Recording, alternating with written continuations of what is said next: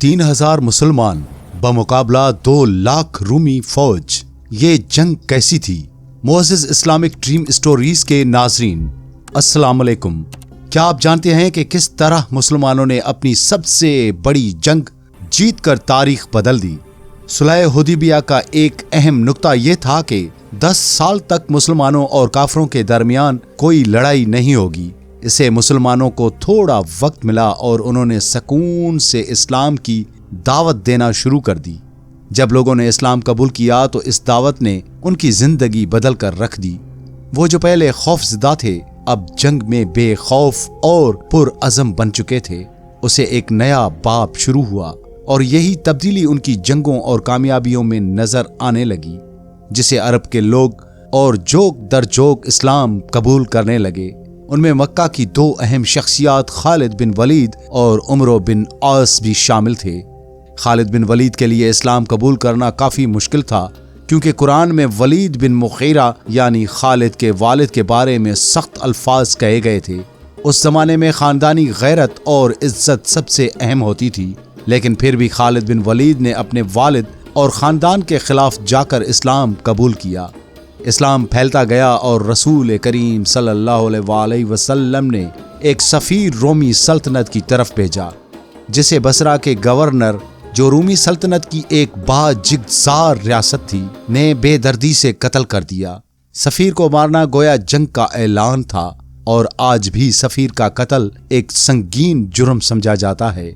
जब रसूलुल्लाह सल्लल्लाहु अलैहि वसल्लम को इस बात का पता चला तो आप सल्लल्लाहु अलैहि वसल्लम ने फौरन 3,000 जानसारों की फौज तैयार की और रवाना होने का हुक्म दिया।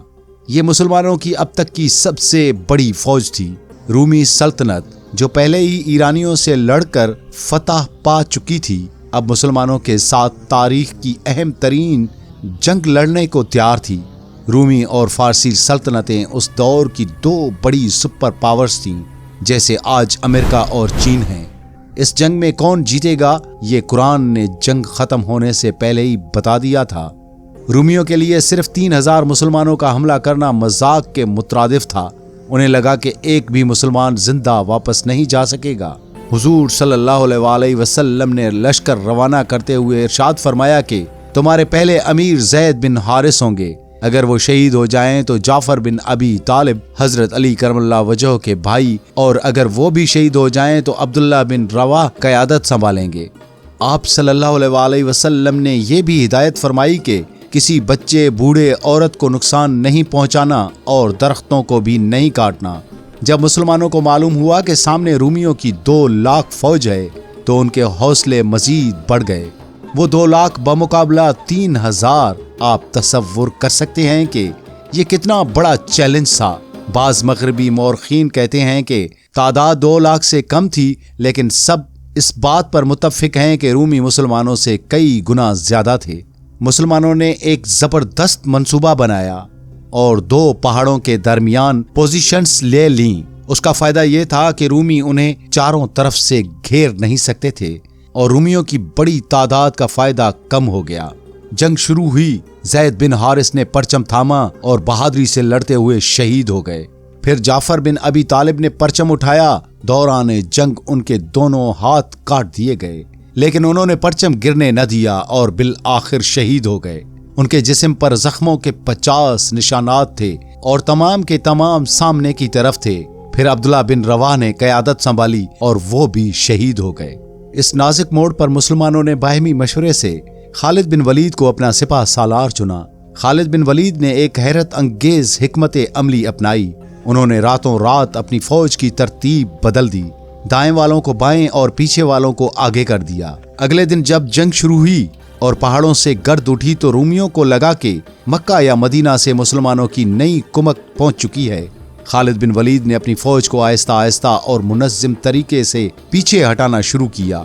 रूमियों ने सोचा कि ये एक जाल है और मुसलमान उन्हें खुले सहरा में ले जाकर खत्म करना चाहते हैं, इसलिए रूमियों ने पीछा नहीं किया और मुसलमान बाहिफाजत मदीना वापस पहुंच गए। मदीना वापसी पर रसूलुल्लाह सल्लल्लाहु अलैहि वसल्लम ने उन्हें सैफुल्लाह यानी अल्लाह की तलवार का लक़ब दिया। उस जंग ने दुनिया को हैरान कर दिया कि صرف 3000 مسلمانوں نے وقت کی سپر پاور کا مقابلہ کیا اور محفوظ واپس آ گئے۔ اسے مسلمانوں کی ہیبت پورے عرب میں بیٹھ گئی اور لوگ تیزی سے اسلام میں داخل ہونے لگے۔ اس جنگ کا سب سے بڑا سبق یہ ہے کہ فتح کا دار و مدار محض تعداد اور اسلحے پر نہیں بلکہ اللہ پر کامل یقین پر ہوتا ہے۔ 3000 کا 2 لاکھ کے سامنے ڈٹ جانا ثابت کرتا ہے کہ جب مقصد سچا ہو تو بظاہر ناممکن نظر آنے والے حالات بھی مومن کے لیے قدم نہیں ڈگمگا سکتے۔ حضرت زید بن حارث، حضرت جعفر طیار اور حضرت عبداللہ بن روا رضی اللہ عنہم کے یکے بعد دیگر شہادت نے یہ سکھایا کہ سچا لیڈر ہمیشہ صف اول میں کھڑا ہوتا ہے۔ نظریے کے تحفظ کے لیے جان کی قربانی دینے سے دریغ نہیں کرنا چاہیے۔ حضرت خالد بن ولید کا راتوں رات فوج کی ترتیب بدلنا اور نفسیاتی برتری حاصل کرنا ہمیں یہ سکھاتا ہے کہ صرف بہادری ہی کافی نہیں، عقل مندی اور تدبیر بھی ضروری ہے۔ مشکل حالات میں آؤٹ آف دی باکس سوچنا ہی کامیابی کی کنجی ہے۔ نبی کریم صلی اللہ علیہ وآلہ وسلم کی ہدایات بچوں، بوڑھوں اور عورتوں اور درختوں کو نقصان نہ پہنچانا رہتی دنیا تک کے لیے ایک روشن مثال ہے۔ یہ سبق ملتا ہے کہ دشمنی میں بھی انسانیت اور اخلاق کا دامن نہیں چھوڑنا چاہیے۔ اسلام محض زمین جیتنے کا نہیں بلکہ دل جیتنے کا دین ہے۔ حضرت خالد بن ولید کا اپنے والد اور خاندان کے اثر و رسوخ کے خلاف جا کر اسلام قبول کرنا یہ سکھاتا ہے کہ حق اور سچائی کا راستہ خاندانی روایات اور انا سے کہیں بلند ہے۔ سچ کو تسلیم کرنے کے لیے بہت بڑی اخلاقی جرأت کی ضرورت ہوتی ہے۔ سفیر کا قتل جنگ کا سبب بنا، جس سے یہ سبق ملتا ہے کہ ایک ریاست کے لیے اپنے وقار اور بین الاقوامی اصولوں کا تحفظ کتنا ضروری ہے۔ کسی بھی ظلم پر خاموش رہنا مزید ظلم کو دعوت دیتا ہے۔ جنگ موتا صرف ایک لڑائی نہیں تھی بلکہ یہ مسلمانوں کی سیاسی اور عسکری پہچان کا نقطہ آغاز تھا۔ اس نے ثابت کر دیا کہ مسلمان کسی مادی طاقت سے مرعوب نہیں ہوتے۔ مزید اس طرح کی ایمان افروز ویڈیوز دیکھنے کے لیے ہمارے اسلامک ڈریم اسٹوریز کو ضرور سبسکرائب کریں اور بیل آئیکن کو بھی ساتھ میں پریس کریں تاکہ آنے والی ہر ویڈیو آپ کو بر وقت ملتی رہیں۔ جہاں بھی رہیں اللہ پاک کی رحمتوں کے سائے تلے رہیں۔ اپنا اور اپنے پیاروں کا بھرپور خیال رکھیں اور اپنے RJ سید عبدالوہاب شاہ جیلانی کو دیں اجازت۔ ملتے ہیں اور ایک نئی ویڈیو کے ساتھ، تب تک کے لیے اللہ حافظ۔